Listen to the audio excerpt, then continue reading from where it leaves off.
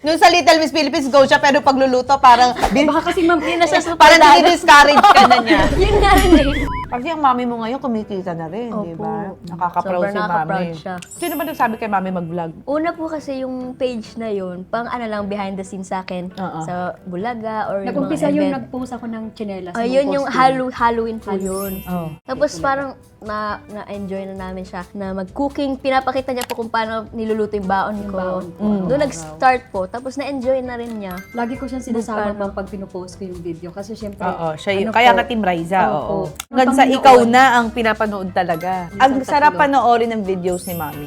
Kasi yung videos ni Mami, yung boses ni Mami very relaxing. Eto, nagutom na naman tayo, kaya nagluto tayo ng buldak. Ito po ba ma'am? Di ba nakakain? Hindi, kaya nga hindi ko mapan. May drama ba to?